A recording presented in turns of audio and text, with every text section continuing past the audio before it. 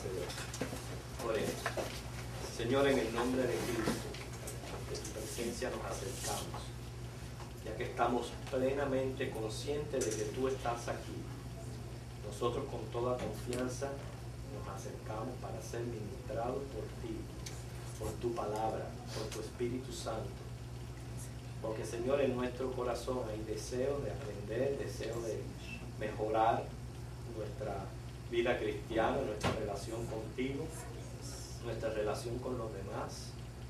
Estamos, Señor, en medio todos de una gran guerra espiritual y tus enseñanzas nos fortalecen. Así que bendícenos en este día como hasta aquí tú lo has hecho, en todo lo que vayamos a hacer aquí en tu casa. Da gloria a ti mismo, Señor, a través de la obra que tú haces en nosotros. Podamos ser cada día mejores adoradores y más santos, Señor. En Jesucristo. Amén. Así que seguimos la trayectoria del Señor Jesús en cuanto a su vida. Vemos que Él sale de Judea hacia Galilea, donde Él pasa por Samaria. Estuvimos estudiando el encuentro que Él tuvo con la samaritana. El resultado de ese encuentro fue que muchos creyeron por lo que Él había hecho y por lo que Él había dicho. Quiere decir que Él hacía cosas que eran credenciales de su misión. Hoy vamos a ver el relato respecto a la enseñanza de Jesús, porque ustedes saben que su ministerio abarcó mucho tiempo enseñando. Vimos casos personales como el de Nicodemo y el de la samaritana. Yo estoy seguro que él pasó mucho tiempo con sus discípulos enseñándole a ellos directamente. Nosotros sabemos que también Cristo predicaba a las multitudes, algo que vamos a ver más adelante, pero vamos a ver que Él también enseñaba en lo que eran las sinagogas. Así que prácticamente la clase, lo mismo después la predicación, va a estar enfocada en la importancia de lo que es recibir enseñanza o recibir la predicación. Vamos a Lucas, capítulo 4, los versículos del 14 al 30.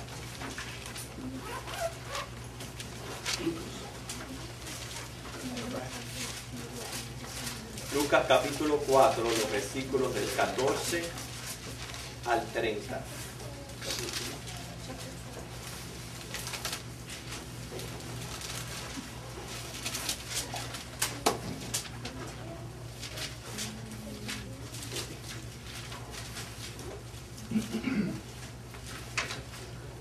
Okay, vamos a darle lectura a esta porción bíblica y luego vamos a regresar a ver a los diferentes versículos los cuales podemos adquirir enseñanza. Los versículos del 14 al 30. Voy a pedir a Ana, hermana, ¿quieres leerlo? Del 14 al 30 de Lucas 4. Vamos a seguir toda la lectura. Jesús volvió en el poder del Espíritu a Galilea y se difundió su fama por toda la tierra de alrededor. Y enseñaba en las sinagogas de ellos y era glorificado por todos. Vino a Nazaret, donde se había criado, y en el día de reposo entró en la sinagoga, conforme a su costumbre, y se levantó a leer. Y se le dio el libro del profeta Isaías, y habiendo abierto el libro, halló el lugar donde estaba escrito: El Espíritu del Señor está sobre mí, por cuanto me ha ungido para dar buenas nuevas a los pobres. Me ha enviado a sanar a los quebrantados de corazón, a pregonar libertad a los cautivos y vista a los ciegos, a poner en libertad a los oprimidos, a predicar el año agradable del Señor. Y enrollando el libro, lo dio al ministro y se sentó. Y los ojos de todos en la sinagoga estaban fijos en él. Y comenzó a decirles: Hoy se ha cumplido esta escritura delante de vosotros. Y todos daban buen testimonio de él. Y estaban maravillados de las palabras de gracia que salían de su boca, y decían: ¿No es este el hijo de José? Él les dijo: Sin duda me diréis este refrán: Médico, cúrate a ti mismo, tantas cosas que hemos oído que se han hecho en Capernaum, haz también aquí en tu tierra. Y añadió, de cierto os digo que ningún profeta es acepto en su propia tierra. Y en verdad os digo que muchas viudas había en Israel en los días de Elías, cuando el cielo fue cerrado por 3 años y 6 meses, y hubo gran hambre en toda la tierra. Pero ninguna de ellas fue enviado Elías, sino a una mujer viuda de Serepta de Sidón. Y muchos leprosos había en Israel en el tiempo del profeta Eliseo, pero ninguno de ellos fue limpiado, sino Naamán el sirio. Al oír estas cosas, todos en la sinagoga se llenaron de ira, y levantándose, le echaron fuera de la ciudad y le llevaron hasta la cumbre del monte sobre el cual estaba edificada la ciudad de ellos, para despeñarle. Mas él pasó por el medio de ellos y se fue. Así que vemos en este relato de que Jesús enseñaba, como dice ahí, en varias de las sinagogas alrededor. Y algo ocurrió al entrar en una de ellas, en lo que era su tierra natal, en Nazaret. ¿Okay? Aunque en aquellos tiempos los escribas y fariseos eran los que enseñaban en las sinagogas, y que podemos decir que bajo tales enseñanzas no estaba el Espíritu Santo, sin embargo Jesús honró el día y la palabra. Me llama mucho la atención eso. ¿Okay? Porque ¿quiénes se reunían en las sinagogas? Algunos israelitas fariseos. Fariseos, a los mismos que Jesús llamó ¿cuántas veces? Generación de víboras, sepulcros blanqueados. ¿Qué más le mencionó Jesús a los hipócritas? Entonces me llama mucho la atención el hecho de este, hermano. Cristo tenía toda razón para no ir a uno de esos lugares. Yo estoy seguro que lo hizo más de una vez, pero él hubiera podido decir, ok, yo voy a hacer iglesia aquí con mis discípulos. Ya me voy a reunir con ellos, vamos a orar, vamos a hablar de la palabra. Sin embargo, hermano, vemos un gran ejemplo en nuestro Señor de que Él iba a las sinagogas para hacer esto, para honrar estas dos cosas. Número 1, el día del Señor y la palabra. Eso fue lo que Él fue a honrar a la sinagoga. ¿Okay? Él era judío, Él había sido enseñado bajo toda la ley y las tradiciones judías. El judío iba a las sinagogas y Él, a pesar de que era un lugar lleno de este tipo de gente, Él honró el día del Señor y Él honró la palabra. Y dice que en muchas ocasiones, aunque eran los fariseos y los escribas los que enseñaban, parece que daban oportunidad para que otras personas también expusieran una parte de la lectura. Y Él lo hizo varias veces. Y tenemos aquí el gran ejemplo donde Él se levantó y honró la palabra. ¿Okay? Así que en primer lugar, ya la primera enseñanza que aprendemos aquí, hermanos, nosotros como cristianos, como discípulos del Señor, tenemos que aprender a hacer eso. Y yo me alegro por todos ustedes que están aquí hoy domingo en la casa del Señor, que vienen cuando la clase va a comenzar. Porque ustedes están haciendo dos cosas. Ustedes están honrando el día del Señor y ustedes están honrando también la exposición de la palabra. ¿Okay? Pero vamos a aprender mucho, mucho más acerca de esto. Primero vamos a ver lo que era un culto en la sinagoga. ¿Okay? La palabra sinagoga en griego indicaba un lugar de reunión, lo mismo que iglesia, que es asamblea, es un lugar de congregarse, un lugar de reunión. Era un edificio destinado especialmente a la lectura y a las enseñanzas públicas de la ley y de Moisés. La sinagoga también servía de tribunal, ¿okay? Y servía también de escuela. Fíjate las tres funciones que tenía una sinagoga, no solamente para las enseñanzas públicas de la ley de Moisés, sino como escuela y como tribunal. ¿Okay? Antes del cautiverio, el culto se celebraba en el templo en Jerusalén. ¿Okay? Ese era el que celebraban el culto, los sacrificios. Pero como podemos ver en ejemplo, ustedes lo pueden anotar, no lo vamos a leer, en Jeremías 36:6, versículo también 10 y los versículos 12 al 15, se hacían también lecturas públicas en diferentes lugares. No todo estaba confinado al templo. En el templo se reunían para dar culto. Mas, sin embargo, por estos ejemplos que tenemos en Jeremías, también la gente se reunía en casas, en otros lugares, para estudiar la palabra de Dios. La gente se reunía también alrededor de los profetas. Cuando salían los profetas y predicaban en público, se reunían alrededor a escuchar y enseñar.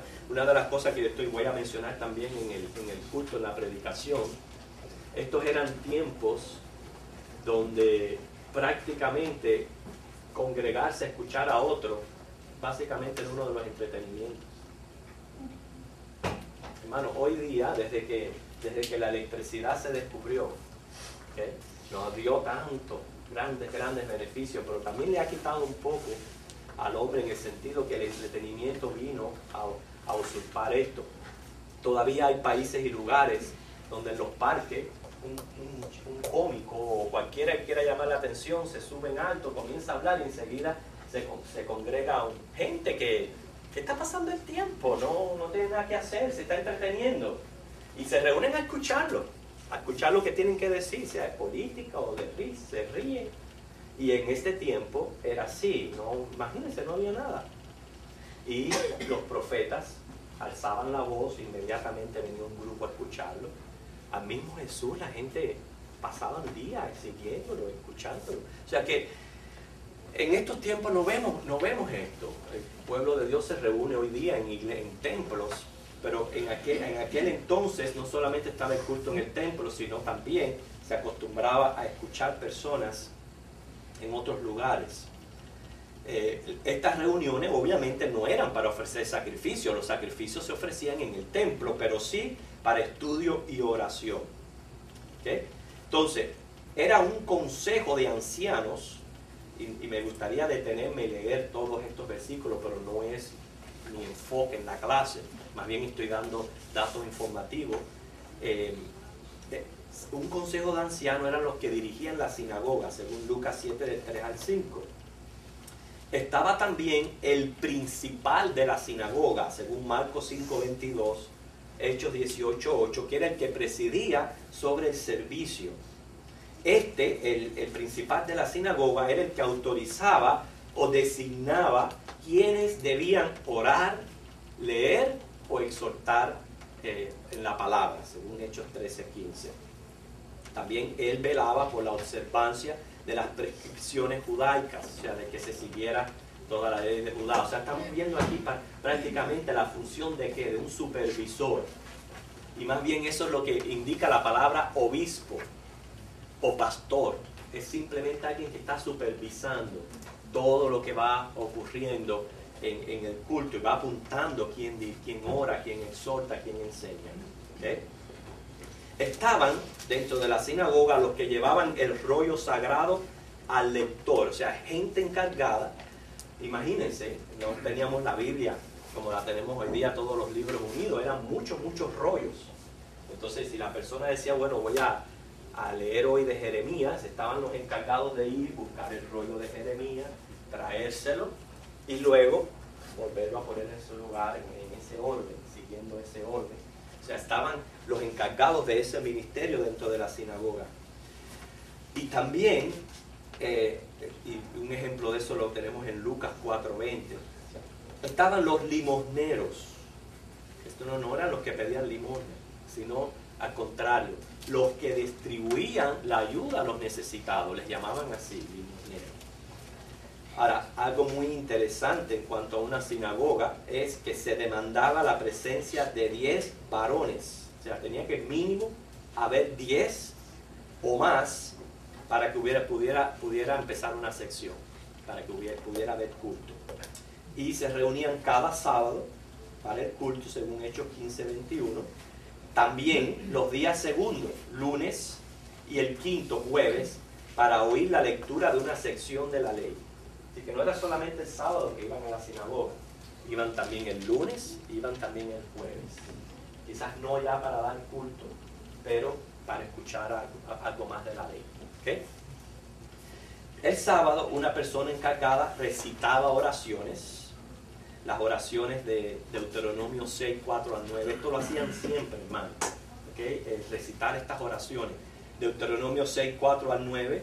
recitaban también Deuteronomio 11, 13 al 21. Recitaban Números 15, del 37 al 41. Esto lo hacían cada sábado, ¿ok? Junto a 18 oraciones y bendiciones, que solo algunas de ellas ocupaban la mayor parte del servicio. O sea, esto lo hacían ellos. Mientras se ofrecía la oración, entiendan esto, la congregación se ponía en pie, según Mateo 6:5 y Marcos 11:25, y se unían con un amén colectivo. Yo lo que quiero es que ustedes se imaginen ustedes en una sinagoga, ¿okay? Escuchando esto, el recitar todas estas porciones bíblicas, luego el hacer todas estas oraciones. Yo no estoy seguro, cuando decimos 18 oraciones, yo no creo que las digan todas ese día, a lo mejor escogían una o dos, yo no sé cómo, porque es imposible. Si una sola de ellas ocupaba un espacio larguísimo, de que ya digan las 18, pero lo que me refiero es que se basaban en esas 18, esa era su base para seguir el culto. Cantaban, era una costumbre también en los judíos de cantar, ¿okay? Después de cantar, leían a turno un corto pasaje de la ley. O sea, hasta ahora hemos dicho, recitaban, hacían estas oraciones, cantaban. Después de cantar, ahora leían un pasaje de la ley. Vemos un ejemplo de eso en Hechos 15:21. Luego le precedían acciones de gracias. Daban oportunidad así para que las personas dieran acciones de gracias al Señor, como muchas veces nosotros hacemos los miércoles. También se leía una sección de los profetas y desarrollaba el pasaje y daba una exhortación a lo leído. Eso fue lo que hizo Jesús en esa parte del culto. ¿Okay? Se traían los profetas, Jesús escogió Isaías. Se traían los profetas, se leía y luego pues se desarrollaba el pasaje y se hacía una exhortación a eso que leyeron. Y se concluía con una bendición pronunciada por el sacerdote y la congregación daba un amén final. ¿No se parece bastante a los cultos de nosotros? A mí sí me parece. A mí se me parece. Lo que pasa es que quizás nosotros ya no tenemos, por ejemplo, estamos pegados a estas porciones que eran específicas o a decir oraciones como ellos decían, ya escritas. Pero más bien el culto de nosotros está basado en ¿qué? En oraciones, en lectura de la Biblia, en acciones de gracias, en cantos y en la exhortación. ¿Okay? Ahora, yo pregunto, ¿este fue el culto al que Jesús acostumbraba a asistir, hermano, todos los días de reposo? Él honró el día, él honraba la palabra y él asistía a la sinagoga, nuestro Señor. Ahora, que es perfecto y santo. Muchas veces nosotros, los que somos imperfectos, estamos llenos de prejuicios, muchas veces para ir a la congregación, para congregar. No, porque yo no voy ahí por esto, yo no voy allí por aquello. No, porque mira cómo hacen las cosas. No, porque si así hacen aquí, si hacen allá. Nosotros que somos imperfectos y pecadores, estamos llenos de prejuicios para honrar el día del Señor y honrar la palabra expuesta en el texto. Sin embargo, por eso me llamó tanto la atención este hecho de que Jesús, siendo Dios, siendo santo, siendo perfecto, estando congregado con gente como eran los fariseos en aquel entonces, él honró el día y él honró la palabra. Y cada vez que tenía la oportunidad de exponer, obviamente lo hizo como lo hizo aquí, expresando toda la verdad, lo cual vamos a ver más tarde. Hoy día, hermanos, si nuestros cultos no son espectaculares, no llaman la atención. No es cierto. Que piensen un poquito acerca de esto. La gente busca iglesia buscando quién me va a ofrecer el mejor entretenimiento. ¿Por qué es esto? ¿Por qué está esta actitud hoy día? Yo quiero que ustedes me amplíen un poquito acerca de esto, me hablen un poquito más. ¿Por qué está este sentir de buscar que la iglesia que me haga sentir bien? A ver, Anita. Porque ya no hay respeto por la palabra de Dios, ya no se busca lo que Dios exige de ti, sino lo que me vaya a hacer sentir bien a mí y lo que me entretenga. Lo que sea capaz de, lo que valga la pena sentarse y ver por 2 horas, básicamente. Y siguiendo esa misma Anita, donde nadie nos recrimine, porque nosotros estamos haciendo cosas malas y lo sabemos que lo estamos haciendo. Estamos haciendo con conocimiento de causa. Nos gusta ir a un sitio donde nadie te señale. Porque hermano, tú estás haciendo esto. Y hay muchas iglesias que no lo van a hacer, no le van a señalar, se van a limitar, pues mira, aquí estoy, dice la ofrenda, que sé cuánto, ni siquiera se preocupan por el tiempo y siguen andando. Sí. Hermanos, también nos mueve mucho el emocionalismo. Si no hay quizás una pandereta o algo, no somos capaces de alabar al Señor. Necesitamos un ruido, un gran escándalo para que suba esa euforia. También todos los restos en nuestra vida es así. Las películas son todo de colores y música y así que trae la atención, que nunca está aburrido. La música, todo el televisor.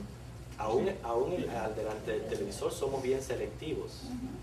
Si los programas no me pagamos, o sea, no tenemos. Pero todo lo que ustedes están diciendo es la razón, son las razones por las cuales esta es la situación de hoy día. Pero todo esto viene, hermano, de el sentir egoísta que es prácticamente la verdad central de la nueva era hoy día. ¿Ves? Todo está basado en mí. ¿Cómo yo me siento? ¿Qué me van a dar? ¿Entienden la idea?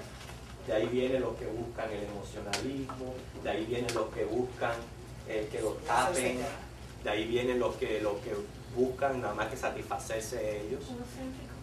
Egocéntricos. Ese egocentrismo es lo que me transforma a mí mi mente y no me deja pensar de que si yo estoy aquí, hermano, es para darle un culto a Dios, es a darle a Dios. Si yo estoy aquí es para que Él me hable a través de su palabra. Y sí, es bonito, yo no estoy diciendo al contrario. Yo pienso que en este momento, bajo el pacto de gracia que estamos viviendo, donde ya no seguimos todos estos rituales que seguía el judío en la sinagoga, cuanto a la ley de Moisés y todo eso, ya hemos sido libres de todo esto. Por tanto, caer en algo así rutinario, en algo aburrido, yo no estoy tampoco de acuerdo con eso, porque eso a mí me está diciendo a mí que hay vagancia en la preparación del culto. ¿Entienden la idea? Porque también está ese extremo, que por vagancia las cosas ahí, todo es siempre lo mismo, es por vagancia, ¿okay? Y tampoco podemos caer en eso. Nosotros es para hacerle al Señor un culto vivo, un culto alegre, darle nuestra adoración, dando nuestra alabanza, pero no quitar el enfoque en Dios, hermanos. Porque a la vez que yo lo ponga en mí, ya, en el momento que mis emociones no estén siendo satisfechas, o cualquier otra cosa que haya en mí, ya yo me voy del lugar. Y no debe de ser. Yo estoy seguro que muchos, y nos incluimos nosotros, no hubiéramos resistido un minuto en una sinagoga. Y que dele gracias a Dios que el Señor nos ha hecho vivir en esta dispensación. Porque si hubiéramos vivido en aquel entonces, es más, si nosotros, como está esa la máquina del tiempo que nos regresa para atrás, imagínense que usted lo regresen y lo llevan para allá y que tenga que ir a una sinagoga y que esté de pie escuchando oraciones. Pastor, tampoco las mujeres eran permitidas entrar. Sí, tenían otro culto, que las mujeres están salvas entonces. Así que si mandamos un hombre. Porque el asunto está, hermanos, en que pensaríamos, en medio de una sinagoga, a nuestra mente inmediatamente hubiéramos dicho, esto es aburrido, esto está muerto, esto es irresistible. Sin embargo, que este fue el culto del cual participó Jesús. Jesús no llegó allí y armó un espaviento, puso a esos judíos a brincar y a saltar. Él no lo hizo. ¿Okay? Él se sometió. Y cuando le dieron la oportunidad, yo estoy seguro que Jesús era muy respetuoso. Cuando le daban la oportunidad de él ser como maestro, de coger la escritura y de enseñarla, él aprovechaba y lo hacía. ¿Okay? hoy día, si la música y la alabanza no mueven las fibras del cuerpo, como decía la hermana, la categorizamos como muerta. Y no nos estamos dando, nos estamos perdiendo la bendición no tanto de un ritmo musical, sino de una letra que es la que me alimenta. El ritmo a mí no me alimenta. Lo que me alimenta a mí es la letra de lo que yo estoy cantando. El ritmo lo que alimenta es el cuerpo y los ojos del que tiene atrás. Pero no alimenta el alma. Es la palabra y la letra. ¿Okay? De nuevo, hermano, nosotros tenemos que aprender. Fíjense, inclusive aquí nosotros, yo lo compruebo. Cuando el coro canta una canción viva, ¿okay? La gente no puede esperar a que termine para aplaudir. Pero cuando el coro canta una canción muerta, usted oye como un segundo de silencio hasta que uno hace así y entonces todo el mundo. ¿A qué están aplaudiendo? Al ritmo de la música, porque quizás ni atención le prestaron a la palabra de lo que cantaba el coro. Ahí es una prueba de cómo nosotros respondemos a las cosas que están sucediendo. ¿Por qué? Porque nuestro enfoque está equivocado. El enfoque nuestro está equivocado. ¿Okay? Y el Señor quiere que cambiemos en cuanto a esto. ¿Okay? No meditamos en la letra, no dejamos que la letra haga efectos en nuestra vida. Y en fin, en vez de experimentar un encuentro con Dios, salimos fastidiados. ¿Okay? Y hermanos, muchas veces yo me pregunto, bueno, ¿cómo preparar un culto? ¿Cómo preparar un programa? No podemos enfocarnos en la gente, aunque es cierto, el culto va a ministrar a la gente. ¿Okay? Nuestro enfoque tiene que ser en Dios. Porque si Dios está ahí, Dios va a ministrar a la gente. Pero si Dios no está, la gente va a salir como entraron. ¿Okay? Pero usted nunca espere otra cosa en un culto a Dios, en un culto que es al verdadero Dios. Nunca espere otra cosa que ¿qué? Oraciones, acciones de gracias, lecturas de la Biblia, himnos, mensaje y exhortación de la palabra. De eso se trata el culto. Que bueno, un día el predicador quiera para hacer un cambio, comenzar con el mensaje o poner esto aquí o esto por allá, pero ¿sabes qué? Al fin y al cabo, lo que se hace en un culto siempre va a ser eso. Claro, nosotros empezamos siempre adorando y cantando al Señor, porque al acercarnos a Dios debemos hacerlo con adoración y con reverencia. Y nos acercamos dándole esa adoración que Él merece, elevando nuestras acciones de gracia al Señor. Y por eso es, yo esto lo he repetido muchas veces, pero quiero que esté grabado en sus mentes para que sepan la expectativa de lo que venimos nosotros a hacer aquí en el templo. Nosotros venimos a tener comunión con Dios. Y en toda comunión que hay un diálogo. ¿Okay? Y a Dios no lo vemos. ¿Okay? Él no está aquí presente para hablarnos, ni respondernos, ni decirnos. Él es espíritu. Sin embargo, sigue siendo un diálogo. Sigue siendo una comunión con el Señor. Aunque no lo vemos, Él está aquí. Cuando yo le hablo a Dios, a ver. Cuando yo le hablo. Cuando canto y cuando oro. Ese es mi turno para hablar con Dios. ¿Entienden eso?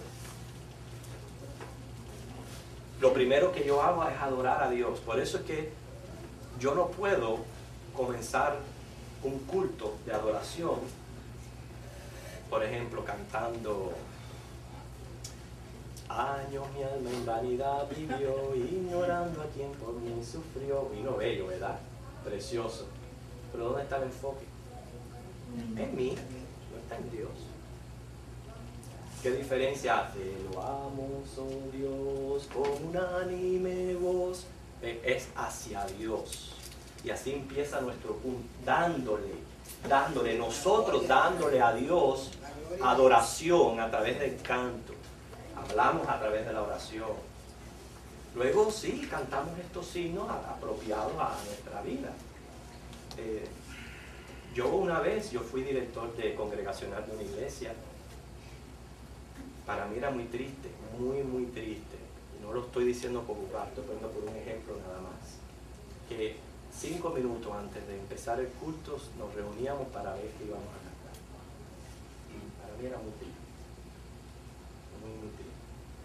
Y a veces se escogían así himnos al azar, que no tenían nada que ver con el programa, no tenían nada que ver con nada, simplemente ocupar un espacio, un turno y vamos a cantar. Una vez me dijo un pastor, ¿sabes qué? Vamos a comenzar hoy el culto sentado para hacer un cambio. Y le dije, mire, hasta ese día dirigí el culto porque habíamos como 4 o 5 que dirigían el culto y yo le dije, pastor, perdóneme, pero yo no puedo comenzar un culto de adoración sentado. Y yo, ok, está bien, haz lo que tú quieras, pero hasta ahí me pusieron, más nunca me pusieron a dirigir. Es realidades. ¿Okay? Luego, en ese diálogo, en esa comunión con Dios, ¿cuándo es que Dios habla a mí? Al abrir la Biblia, que hacemos una lectura bíblica, ahí ya Dios me está hablando. Y luego, a través del mensaje, o de la exhortación o de la palabra. Y eso es un perfecto diálogo y una comunión que estamos celebrando. Entonces ustedes ven que no se puede cambiar eso, porque si se cambia eso, ya no es culto. No se puede cambiar las cosas que hacemos. ¿Okay?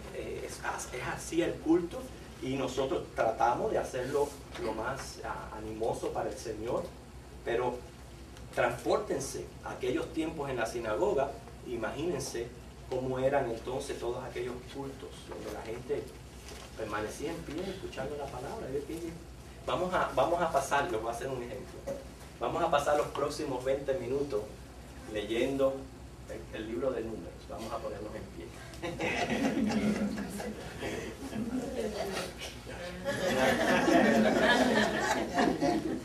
Algunos ejemplos para que ustedes vean lo que la gente, para lo que la gente estaba acostumbrada y hacía, hermano. Abrían la Biblia, la ley, vamos a ver la ley. Los animales impuros, los animales puros, los que tienen pezuña, los que no tienen pezuña. Y ahí leyendo, y la gente de pie escuchando. Ese era el culto. Ese era el culto. Y ese fue el culto al cual Cristo fue.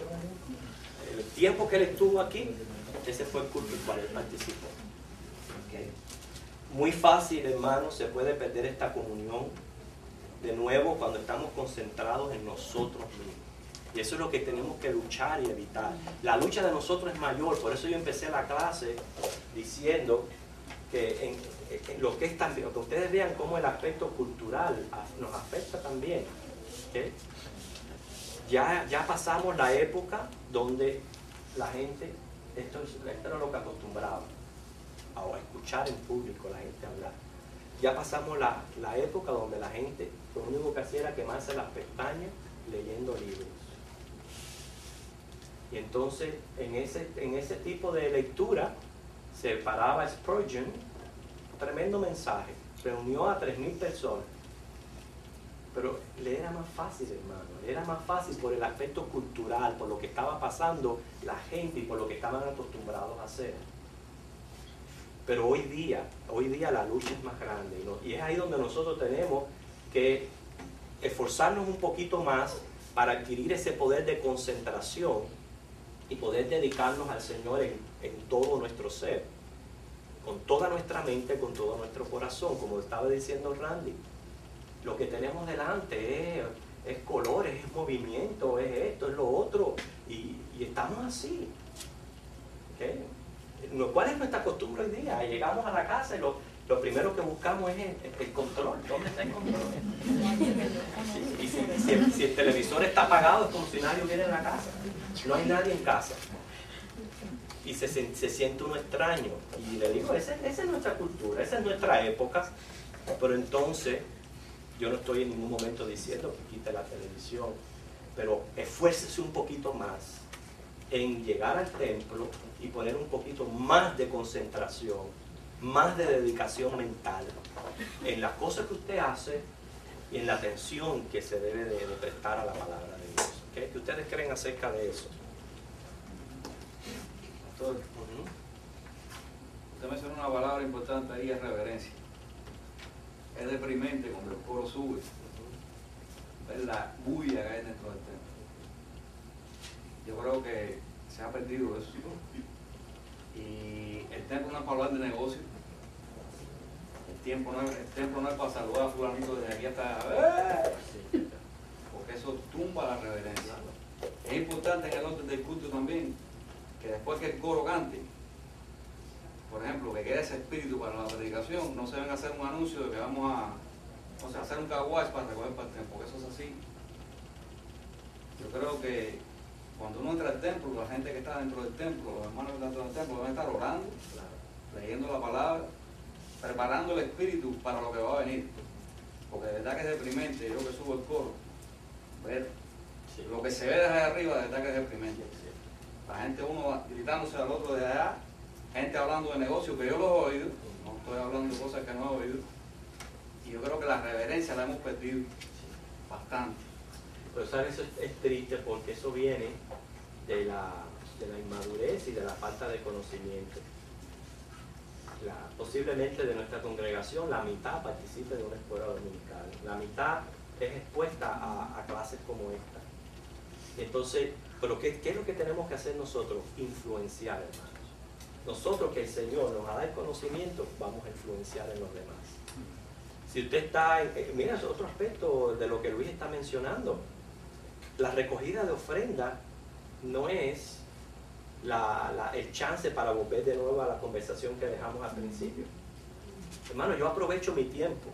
Yo estoy necesitado financieramente del Señor, grandemente, y dependo de Él. Pues ese es el momento que yo aprovecho para orar por mis finanzas. En ese momento, en vez de estar hablando, hablo con el Señor. Le estoy dando adoración, porque le estoy dando ofrenda, pero a la vez y no pierdo el diálogo, no pierdo la comunión.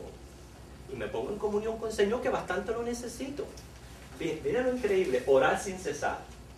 No oramos en nuestras casas y no oramos dentro de los templos. Entonces es el tiempo, hermano, de aprovechar. Ojalá, como dice, todo el mundo tuviera esa mentalidad, pero se ha perdido. Anteriormente no era así. Se ha perdido mucho eso, pero en lo poco hay que influenciar. Si usted está sentado al lado de una persona y esa persona trata de sacar la conversación, y usted le dice, estoy seguro que esa va a ser la última vez que le va a sacar conversación.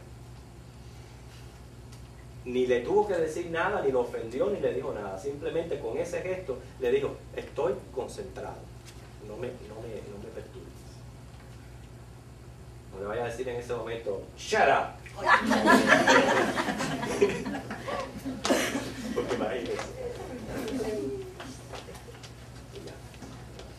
Porque lo importante aquí, hermano, es aprender que cuando llegamos acá, llegamos a darle un culto al Señor, un culto a Dios.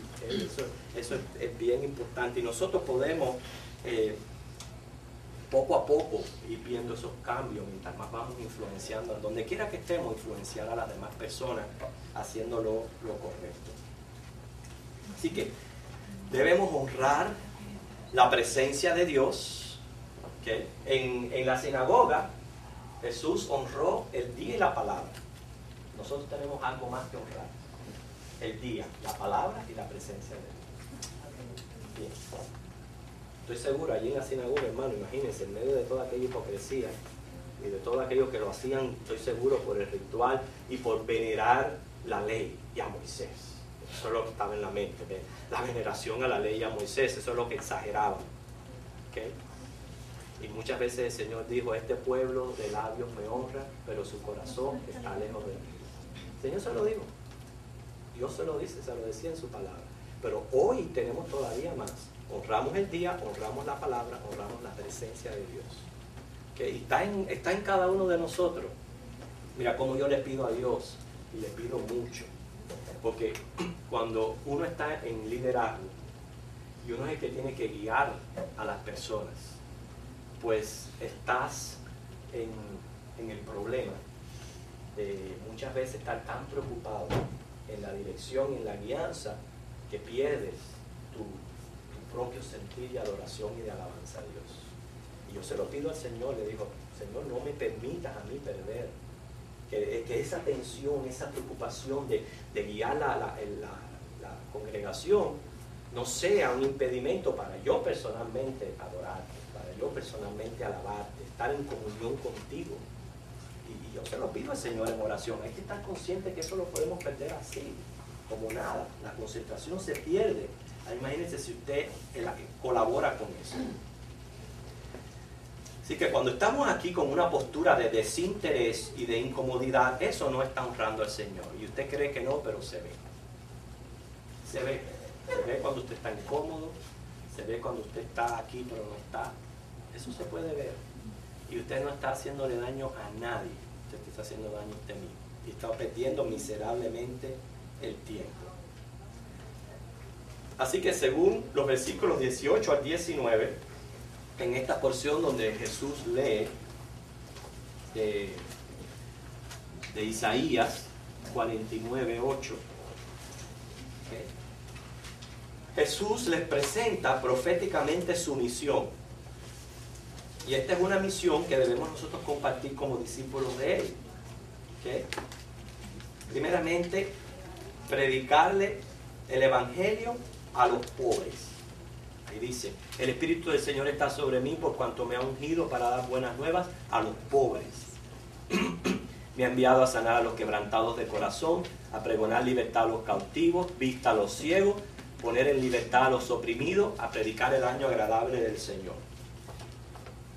O sea que prácticamente la palabra que yo voy a escuchar, el mensaje de la cual yo tengo que estar preocupado como instrumento del Señor, de dar, es un mensaje que ayude a predicar el Evangelio a todo aquel que está necesitado. Esas son las buenas nuevas.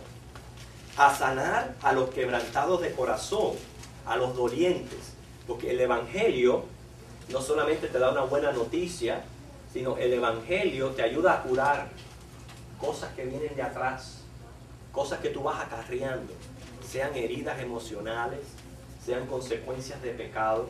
Todo eso el Evangelio lo va sanando. Entonces por eso es que no solamente tú das la buena nueva, sino también sanas a los quebrantados de corazón. Publicas a los cautivos redención. En otras palabras, le publicas a las personas la libertad en el sentido de salir de la esclavitud del pecado y de las consecuencias del pecado. A los ciegos dar vista. No tanto, Jesús lo hizo literalmente, le dio vista a muchos ciegos, pero aquí está hablando cómo la palabra aclara a los confundidos, a los que quizás han venido llevando una trayectoria en su vida, sea religiosa, sea lo que sea, como la luz del Evangelio le quita esa ceguera y los pone en el lugar correcto y a ver lo correcto. A eso se está refiriendo ahí. Y libertad a los oprimidos es los tristes, es el gozo que el Señor le da una vez que tú has oído el Evangelio, una vez que has sido sanado de corazón, una vez que conoces que hay libertad del pecado y tu vista está en lo correcto, está en Jesús, entonces ya dejas ese estado de tristeza y te llenas de gozo. O sea, ustedes ven, esto es un efecto, el efecto de la palabra de Dios en la vida de cada hombre. John Wesley, que fue un famoso predicador de los siglos pasados, él basaba siempre su mensaje, y este era un hombre que donde quiera que él se paraba, él llenaba los lugares, multitudes. Dicen que cierta vez llenó un estadio y que habían quedado miles de personas fuera sin poder entrar, y que cuando él terminó de predicar dijo, ahora yo voy a ir a predicar afuera, y le predicó a esa gente. Y usted sabe lo que hacía John Wesley, siempre predicaba lo mismo. Él decía, mi mensaje estaba basado en 1 Corintios 1:30. 1 Corintios capítulo 1, versículo 30. Esta era la base del mensaje de Wesley. Esto es todo lo que él predicaba. Él predicaba acerca de Cristo y lo que Cristo era para nosotros. Dice, mas por Él estáis vosotros en Cristo Jesús, el cual nos ha sido hecho por Dios sabiduría, justificación, santificación y redención. Y con este mensaje atraía a miles. ¿Sí? Billy Graham hace lo mismo. Porque esto es lo que necesita la gente escuchar. Fíjense cuántas cosas es Cristo para nosotros. ¿Qué leímos ahí? sabiduría. ¿Qué más? Justificación, santificación y redención. La vida completa del hombre. Todo lo que necesita el hombre está ahí.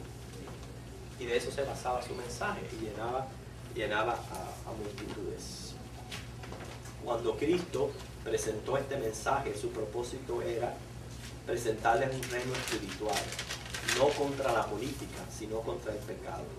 Ellos se conmovieron con el mensaje, porque el mensaje fue, yo me imagino que Jesús fue un predicador, imagínense, ¿qué clase de predicador fue Cristo? Inclusive los conmovió y les gustó mucho el mensaje. Los impactó, dice ahí. Pero sin embargo, no lo aceptaron de corazón, porque enseguida se llenaron de envidia. Como quizás alguna vez les había tocado a ellos exponer la palabra y exhortar. Y no lo hicieron con el mismo adiestramiento, la misma facilidad y soltura con que lo hizo Jesús y con aquella sabiduría divina. En vez de recibir el mensaje y aceptarlo, se llenaron de envidia. ¿Okay? Y enseguida, imagínate, inclusive lo quisieron apedrear. Hoy día muchos oyen, se admiran de un mensaje, pero no lo ponen en práctica, hermanos. Y quiero decirles, un mensaje, hasta que no es puesto en práctica, no es aprendido. ¿Okay? Así que debemos dar testimonio de las cosas que hemos oído, las cosas que Dios ha hecho en nuestras vidas, de manera tal que muestre gozo, paz y el poder que atraiga a otros para Cristo. Debemos honrar la presencia de Dios en medio de nuestras reuniones con una actitud adecuada y honrar 3 cosas. ¿Cuáles son las 3 cosas que tenemos que honrar? 3 cosas mencionamos. El día, la palabra y la presencia de Dios. El día, la palabra y la presencia de Dios. Debemos también participar activamente compartiendo la misión de Cristo en la tierra. Él nos los da con claridad, nos los enseña en este mensaje, que es predicar salvación para remediar las consecuencias del pecado con fe y santidad. La manera también de reaccionar a un mensaje es importante. Hasta que no es llevado a la práctica, no es aprendido. ¿Okay? Así que vemos aquí el ejemplo de Jesús. Ya hemos terminado el culto, no sé si hay 2 o 3 minutos para un comentario, algo que usted quiera decir de lo que hemos aprendido. Por lo menos de todo lo que se ha dicho en la clase, en este ejemplo de Jesús visitando una sinagoga, lo que él hizo, hermano, es, ya que en Cristo Dios nos ha libertado de toda esa ley, de toda ese está atado a la ley de Moisés.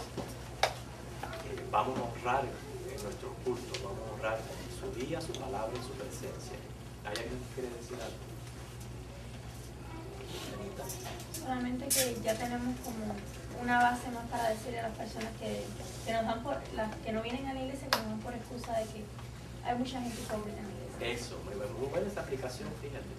Me gusta esa aplicación, porque yo lo he escuchado mucho. De gente decir, no, yo no voy a la iglesia, porque esa iglesia está llena de hipócritas. La sinagoga estaba llena de hipócritas también. Sin embargo, Cristo fue fielmente. Tanto muy buena esa aplicación. No hay excusa para no congregarse. Si usted no viene aquí a la iglesia, vaya a una sinagoga judía. Si hay alguien más que quiere decir algo, pues entonces nos despedimos. Oremos. Señor, gracias porque hoy estamos todos aquí, honrando este día domingo. Cuántas cosas para nosotros, Señor, pudiéramos estar haciendo hoy.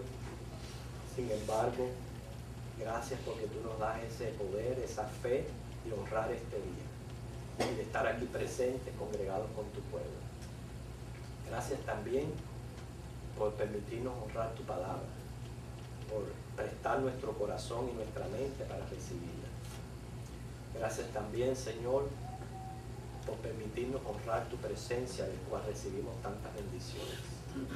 Y ahora, Señor, es momento de poner en práctica todo esto. Prepáranos para el culto de adoración a tu persona. En Jesucristo oramos. Amén.